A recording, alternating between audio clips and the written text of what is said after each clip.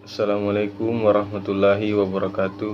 Perkenalkan, nama saya Muhammad Insagi dari kelas C2 Ekonomi Kelembagaan, NIM 083 2021 0073. Baiklah, saya akan memaparkan dari teori Adam Smith, teori David Ricardo, teori Karl Marx, dan teori Thorstein Veblen. Teori menurut Adam Smith. Teori ekonomi Adam Smith mencakup beberapa hal, di antaranya ekonomi klasik. Ekonomi klasik menekankan pada kekuatan pasar dan menolak campur tangan pemerintah. Tujuannya adalah kemakmuran, yaitu semua barang dan jasa tersedia sesuai kemampuan. Kedua, pertumbuhan ekonomi. Adam Smith percaya bahwa pertumbuhan ekonomi dapat dicapai secara maksimal dengan menggunakan sistem ekonomi liberal atau bebas. Pertumbuhan ekonomi dapat dicapai dengan melibatkan pertumbuhan penduduk dan pertumbuhan output total. Teori nilai. Adam Smith menjelaskan teori nilai berdasarkan nilai dari suatu pekerjaan, terutama tenaga kerja. Ia berpendapat bahwa kerja adalah ukuran alamiah dan faktor terakhir yang menentukan nilai suatu barang. Yang keempat, pembagian kerja. Adam Smith berpendapat bahwa pembagian kerja merupakan motor penggerak untuk menghasilkan kemakmuran. Yang kelima, sistem pasar. Adam Smith berpendapat bahwa sistem pasar yang didasarkan pada kepentingan pribadi merupakan bahan bakar untuk penggerak pembagian kerja.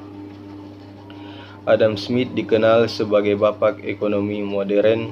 Karyanya yang paling terkenal adalah An Inquiry into the Nature and Causes of the Wealth of Nations. Yang kedua, teori menurut David Ricardo. David Ricardo adalah seorang ekonom Inggris abad ke-18 yang memiliki beberapa teori ekonomi, di antaranya yang pertama, teori keunggulan komparatif. Teori ini menyatakan bahwa negara harus memusatkan kegiatan perekonomiannya pada industri yang menjadi keunggulannya dan melakukan perdagangan dengan negara lain untuk mendapatkan barang yang tidak diproduksi secara nasional. Teori ini masih digunakan untuk menjelaskan dan membenarkan perdagangan internasional. Yang kedua, teori nilai tenaga kerja.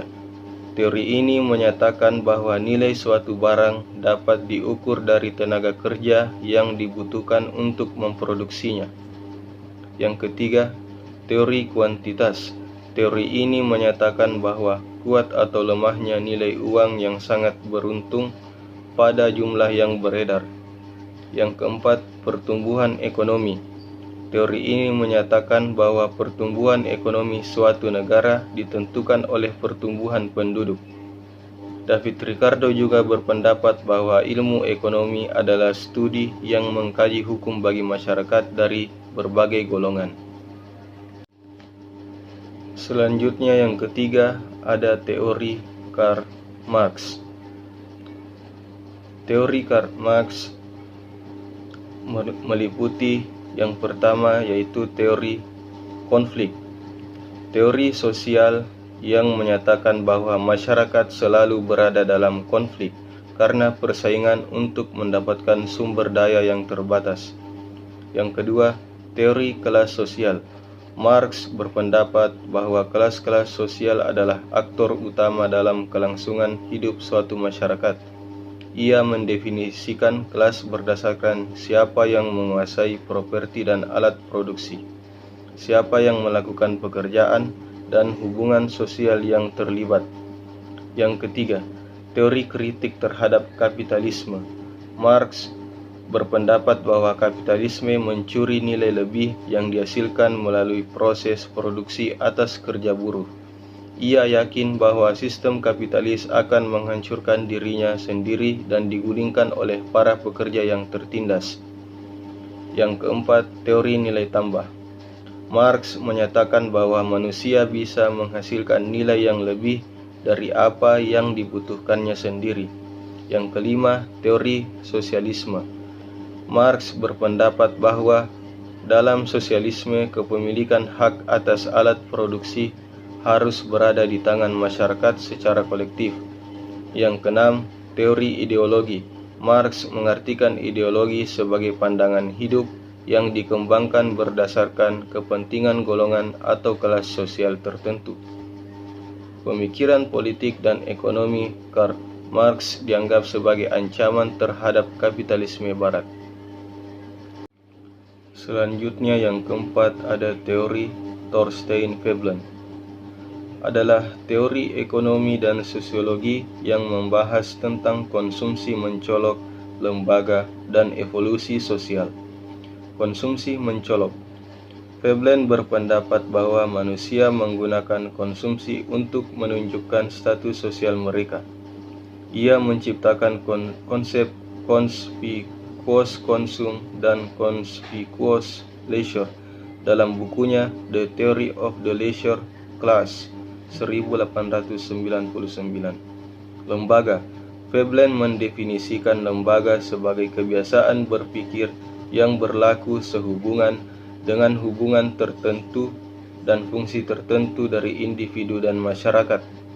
Ia percaya bahwa lembaga harus menggunakan teknologi dengan cara yang lebih instrumental yang bertujuan. 1. Evolusi sosial. Veblen menggunakan metode analisis proses evolusi untuk menjelaskan evolusi sosial. Ia memasukkan konsep kausalitas kumulatif dari teori evolusi ke dalam studi ilmiah pasca Darwinis dalam ilmu ekonomi dan ilmu sosial. Beberapa hal lain yang berkaitan dengan teori Veblen adalah masyarakat dan lembaga-lembaga memiliki peran penting dalam membentuk apa yang dianggap sebagai simbol status dan prestis. Media dan periklanan berperan dalam membentuk pandangan tentang apa yang dianggap mewah dan bergengsi. Orang-orang sering menilai atau menghakimi orang lain berdasarkan barang-barang yang dimilikinya atau gaya hidup yang ditunjukkannya.